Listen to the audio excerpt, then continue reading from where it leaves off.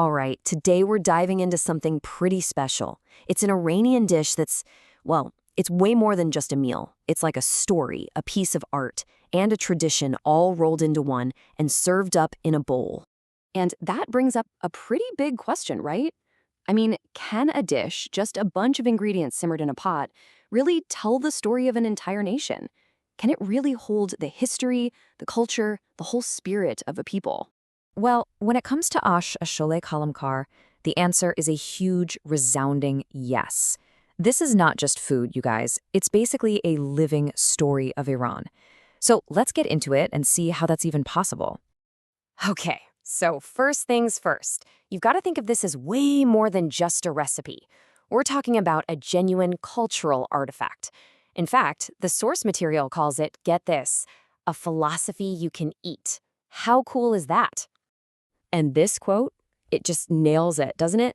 It says this is a dish that actually teaches you something about life, about patience, about the incredible beauty that happens when different things come together in perfect harmony. So you're probably wondering, how on earth can a soup do all that?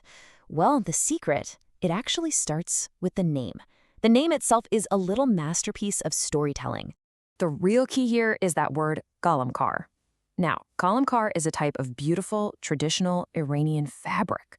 Just picture it. These super intricate patterns, tons of vibrant colors, all hand-printed so carefully to create one single stunning work of art. Really hold that image in your head, because it's important. And you can see the connection right here. Just like that fabric, the dish is complex and colorful. It's the perfect example of unity in diversity. You have all these different ingredients, right? But they come together to create one single, amazing, beautiful thing. It's literally an edible masterpiece. Let's break down the name itself, word by word. Ash basically means to combine or mix. Sholeh tells you it's a thick, kind of porridge-like dish. And then Ghalemkar, that's the magic word, means it's artful, intricate, and diverse, just like that textile. So the name literally translates to something like an artful, thick mixture. It's all right there. All right, let's actually look inside the pot now. The name promises all this diversity, and believe me, the ingredients totally deliver. It's not just a shopping list. It's more like an orchestra, where every single ingredient has a crucial part to play in the final symphony of flavor. So you've got this rich base of legumes and grains that gives it body, right? Then you get these bright, fresh notes from all the aromatic herbs. We're talking parsley, cilantro, the good stuff. The deep, soulful flavor comes from meat that's been slow-cooked for hours, and it's all brought together by this perfect blend of spices. The amazing thing is, nothing shouts over anything else. It all just works. And this whole idea of unity and diversity, it goes so much deeper than just food. It's actually a pretty powerful metaphor for society, isn't it? It shows how a bunch of different people, with all their unique quirks and talents, can come together and, through teamwork and synergy, create a community that's dynamic and beautiful and just works. Now, here's the thing. Creating this kind of harmony isn't quick. You can't rush it. Making this dish is a whole process of transformation.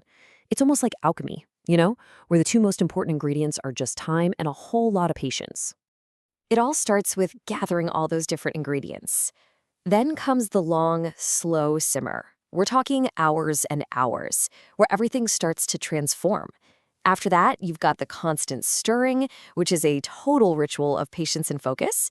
And finally, everything just melds together into this perfect, harmonious whole. And that stirring, it's not just to stop it from sticking to the bottom of the pot. No way. It's almost meditative. It's the stirring that breaks everything down, that gets all the flavors to marry each other, and creates that signature, rich, velvety texture. It's a real lesson in just sticking with it. So, as you can probably guess, this dish means a lot more than what just happens in the kitchen. It plays a huge, powerful role in Iranian society. It really embodies this legacy of community, of solidarity, of just being together. Believe it or not, this dish actually started out in royal courts. Super lavish. But over time, it completely transformed into something way more meaningful. It became a food for everyone, cooked in these giant pots for big community get-togethers. It came to symbolize generosity and togetherness. I mean, this dish wears so many hats in the community. It's used as a Nazri, That's a kind of offering that's shared with everyone to show gratitude or fulfill a promise. It's what brings neighbors together. The source even calls it a form of culinary memory, which is beautiful. It connects generations through the exact same taste, the same smell. And you really see its power as a unifier during big religious occasions like Muharram or Ramadan.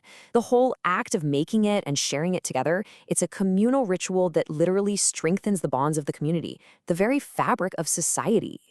But let's be real. In our super fast-paced world, a dish that takes this much time and effort, well, it's facing some serious challenges. So what does the future actually hold for this incredible piece of culinary history? There are really three big things shaping its future. First, our lifestyles, right? We're all busy, we have less time for slow cooking. Second, you've got health trends pushing people towards lighter meals. And third, technology is just changing the game with new ways to cook and package food. So with all that pressure, you can kind of see three possible futures for this dish. The best case scenario, that's adaptive innovation. This is where we use technology to make modern, easy versions, think healthy, ready-to-cook kits. That gives it a really bright future. The other paths, not so great. It could end up being something you only have on special occasions, or even worse, it could just slowly fade away. And this quote really sums up the best way forward. The whole point isn't to just preserve a tradition like it's in a museum. It's about helping its story to grow, to evolve, finding new ways to tell that story so its amazing flavor and its deep wisdom can be shared with a whole new generation. Ultimately, the story of Ashish Sholeh Ghalemkar leaves us with this much bigger question, one that applies to so many parts of our shared culture. It's not just about preserving a recipe, but about nurturing the values it represents, patience, harmony, and community, and making sure they have a place in our future.